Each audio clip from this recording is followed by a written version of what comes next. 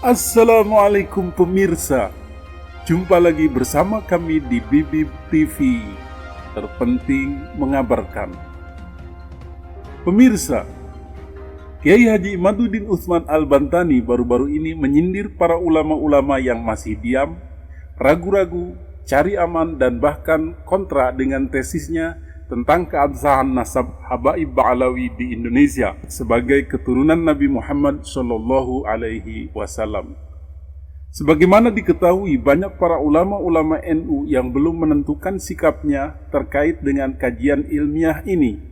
Ada yang lebih memilih diam atau netral seperti Kiai Said Akil Siroj, Gus Mus, Gus Baha, Gus Muafiq, dan Gus Yahya, Ketua PBNU. Ada yang memilih untuk sedikit kontra seperti Gus Kautsar dan Gus Ikdam. Dan ada pula yang menentang dan membenci hasil kajian Kiai Haji Imaduddin Utsman Al-Bantani seperti Gus Miftah yang memang merupakan muhibbin berat dari Habib Lutfi bin Yahya. Dalam sebuah tulisannya, Kiai Haji Imaduddin Utsman Al-Bantani menyindir sikap ulama-ulama tersebut. Menurutnya, apa yang beliau lakukan hanyalah sebuah kajian keilmuan yang berhak untuk diuji dan diteliti kembali secara ilmiah oleh semua orang, termasuk para ulama-ulama tersebut. Dan beliau meminta kajian haruslah dilakukan seilmiah mungkin dan seobjektif mungkin sesuai dengan fakta dan data yang ada, dan terukur sesuai kemampuan dan disiplin ilmu yang dimiliki oleh masing-masing para ulama tersebut. Inilah yang dimaksud mencari kebenaran dan menempatkan ilmu pada tempatnya yang sebenarnya, seharusnya, dan sepantasnya. Maka, ulama-ulama yang mempunyai kapasitas dalam hal kajian ilmiah sudah selayaknya berlaku sebagai seorang alim ulama, peneliti, pengkaji yang baik. Mereka sudah boleh menentukan sesuatu berdasarkan atas hasil ijtihadnya, berdasarkan atas penelusuran dan pendalaman dalil-dalil dari kitab-kitab yang ada yang muktabar. Karena mereka semua sudah bisa memproduksi sebuah kesimpulan berdasarkan dalil dan mutalaah kitab-kitab yang ada. Inilah tipe ulama yang diharapkan oleh Kiai Haji Imaduddin Utsman Al-Bantani. Maka menurut beliau haram hukumnya bagi ulama-ulama yang seperti ini melepaskan keilmuannya, menyingkirkan dalil-dalil yang diketahui, dan berfatwa atau berkesimpulan berdasarkan sangkaan, zon, atau mengikut orang-orang terdahulu saja. Sebagaimana diketahui, ulama-ulama yang disebutkan di atas memang tidak ada satupun yang mengkaji secara mendalam, mempelajari kitabnya dan mengemukakan dalil-dalilnya. Semua serempak menggunakan metode husnuzon atau bersangka baik dan mengikuti ulama-ulama terdahulu. Ini merupakan kemunduran dari proses berpikir dan berperadaban dalam dunia Islam. Bagaimana mungkin sebuah permasalahan dijawab dengan metode luar ilmiah tersebut di atas? Dari cara-cara pengambilan kesimpulan yang aneh di atas, kita bisa menangkap sebuah misteri besar di balik itu. Mengapa ulama-ulama tersebut mengesampingkan dalil? Mengapa mereka malas merujuk pada fakta dan data dan mutalaah atau pembahasan kitab-kitab? Mengapa mereka menjadi begitu lemah ketika membahas nasab Ba'alawi?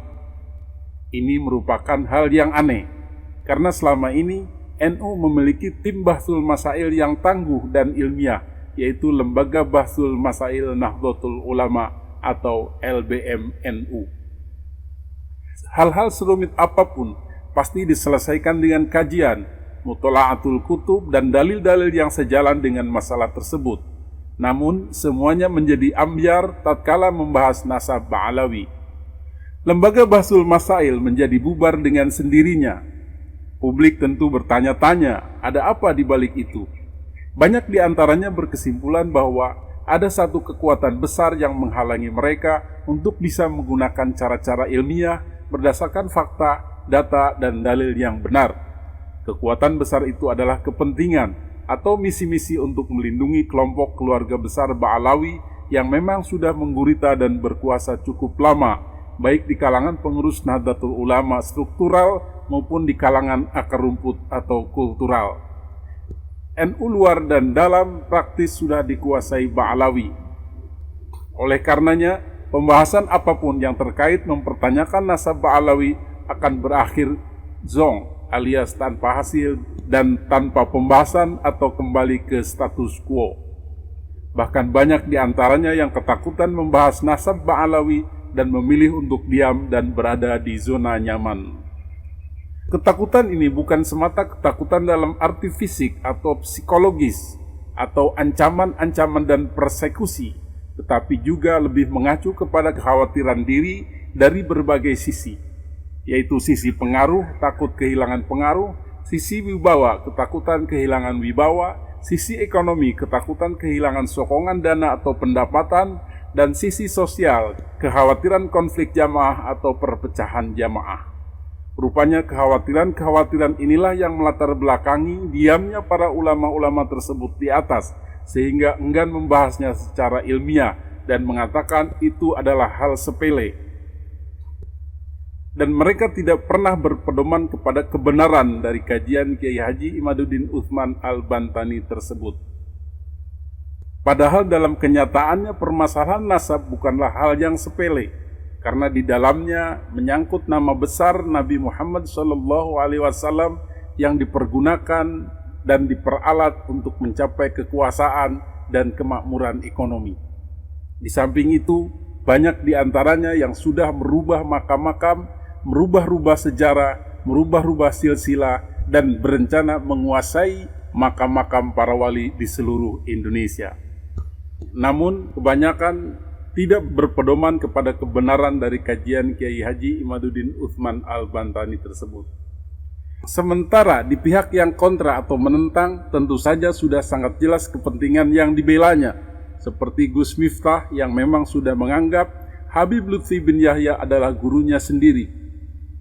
Sudah bisa dipastikan Gus Miftah akan membuang jauh-jauh kajian ilmiah tentang nasab Ba'alawi tersebut dan lebih memilih berhusnuzon saja. Bahkan beliau melaknat orang-orang yang mempertanyakan nasab Habib Lutfi bin Yahya dengan mengatakan orang-orang tersebut adalah orang-orang biadab. Fenomena ulama-ulama taklid dalam kasus polemik nasab tersebut menurut Kiai Haji Imaduddin Utsman Al-Bantani merugikan perkembangan keilmuan Islam itu sendiri. Ulama Islam seharusnya sudah meninggalkan faham-faham taklid atau ikut-ikutan dengan pendapat orang lain tanpa mengkaji sendiri terlebih dahulu. Faham taklid hanya boleh dilakukan oleh orang awam yang tidak mengetahui masalah, tidak mengetahui dalil, dan tidak tahu pendapat mana yang harus diikuti. Maka dalam hal ini orang awam boleh mengikuti ulama yang mempunyai dalil tersebut, namun tidak boleh mengikuti ulama yang tidak memiliki dalil alias sama dengan orang awam tersebut, yaitu ikut-ikutan saja. Ulama-ulama taklid digambarkan oleh Kiai Haji Imaduddin sebagai orang-orang yang diikat oleh syaitan untuk bisa sampai pada kebenaran. Ketika dirinya ingin lepas dari ikatan tersebut, sang syaitan kembali membisiki agar jangan menggunakan ilmu dan dalil, dan tetap diam dan mengikuti apa yang sudah ada.